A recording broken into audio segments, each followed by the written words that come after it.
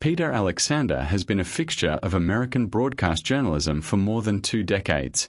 His face became familiar to millions of viewers who watched him question presidents, cover wars, and anchor weekend mornings from Studio 1A in New York. But on the morning of Saturday, March 28, 2026, Alexander stood before the cameras one last time as a member of the NBC News family and delivered news that surprised many who have followed his career. After 22 years with the network, he was walking away.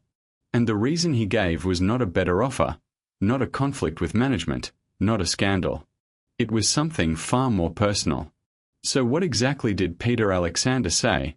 And what does his departure tell us about the pressures facing the people we invite into our homes every morning?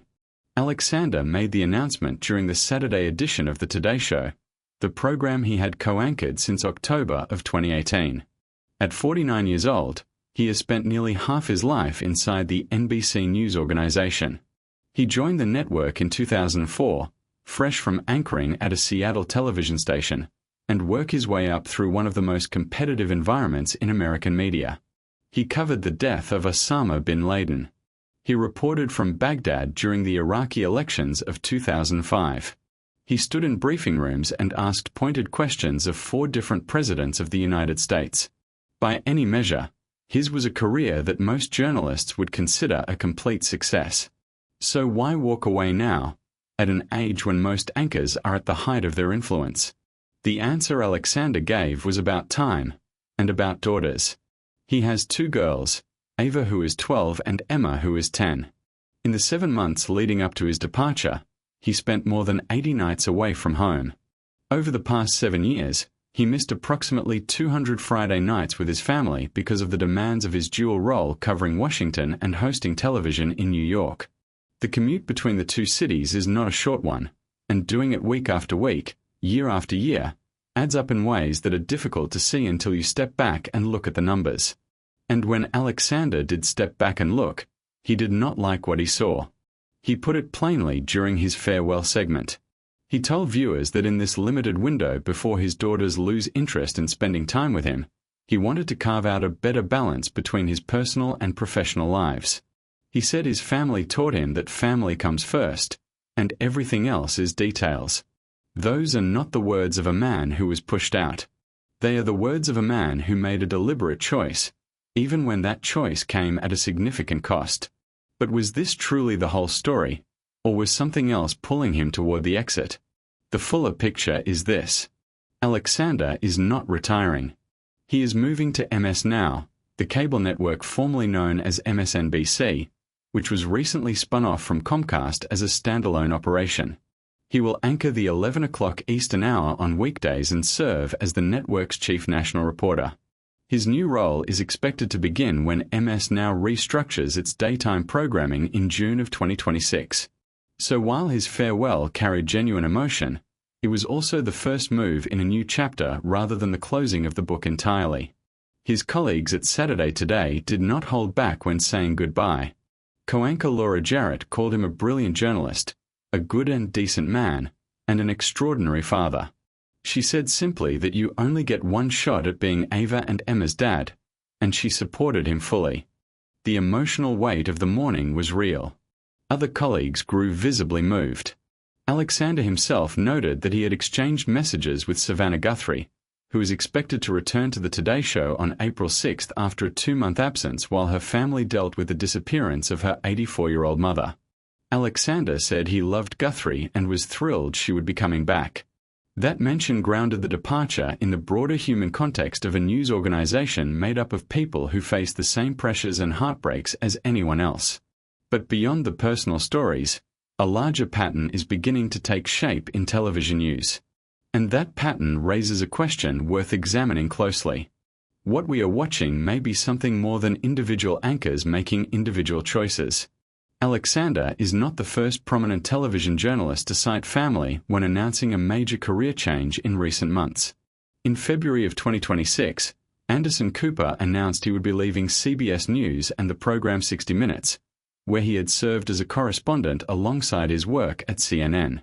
Cooper, who has young children, said that for nearly 20 years he had managed to balance both jobs, but that his priorities had shifted. His words echoed Alexander's almost exactly. Both men spoke about a limited window of time with their children. Both framed their decisions as a choice between career momentum and something they valued more. When two of the most recognizable faces in American journalism deliver nearly identical explanations within weeks of each other, it is worth asking whether the industry itself is driving people toward that conclusion. The demands of modern broadcast journalism are not what they were a generation ago. The 24-hour news cycle, the expectation of constant availability, the physical toll of traveling between Washington and New York or any two cities on a perpetual loop, these pressures have intensified over time rather than eased. For men in their late 40s and early 50s who came up through a system that rewarded sacrifice and celebrated relentless work, there often comes a moment when the math no longer adds up the way it once did. Alexander ran those numbers and made his move. The question now is whether his departure will open a door for others at NBC who may be weighing similar calculations. And what will it mean for the network itself? For NBC News, losing Alexander is a meaningful blow even if the organization would prefer to frame it as a graceful transition. He has been the face of White House coverage for the network since 2012, a period that included some of the most turbulent and closely watched chapters of American political life. He covered Barack Obama through 2 full terms, was present throughout the Biden years, and has been a prominent presence in the briefing room during both of Donald Trump's administrations. In March of 2020, Trump singled Alexander out by name during a White House briefing, calling him a terrible reporter after Alexander asked whether the president was offering Americans a false sense of hope during the early days of the COVID-19 pandemic. Alexander did not back down. The exchange became one of the defining moments of that period in White House press relations, and it reinforced Alexander's reputation as a journalist willing to ask the question that needed asking, regardless of the response it might provoke. That kind of credibility takes years to build. It cannot be easily replaced by slotting in another correspondent and hoping viewers make the transition without noticing. NBC will need to find someone capable of carrying the same weight in the briefing room, someone whose questions carry authority and whose presence commands attention. That search will now begin in earnest. Meanwhile, MS now gains a journalist with exactly the credentials it needs to establish itself as a serious destination for news coverage. Alexander's move is the first significant departure of an NBC News journalist to the new network since the split from Comcast, and it carries a message.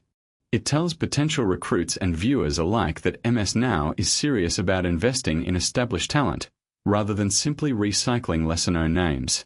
Alexander's deal with Versant, the parent company of MS Now, also includes contributions to sports coverage at the USA Network and the Golf Channel. That breadth suggests the network sees him not just as a news anchor but as a versatile presence capable of holding audience attention across different contexts.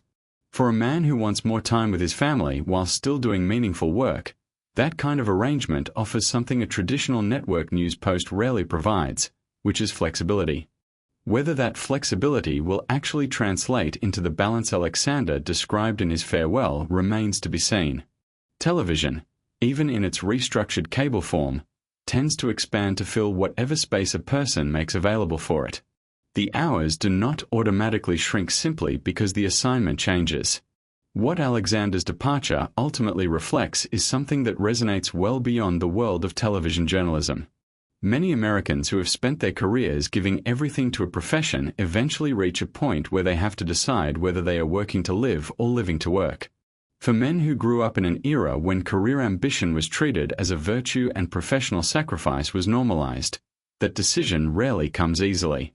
Alexander stood in front of a national audience and said plainly that he had decided his daughters mattered more than his commute, that 200 Friday nights away from home was a debt he intended to stop accumulating. Whether or not his new role at MS now delivers everything he hopes, the statement he made on that Saturday morning spoke to something genuine. And for the viewers who watched him make it, many of whom are navigating similar calculations in their own lives, that may have been the most important broadcast of his 22-year career.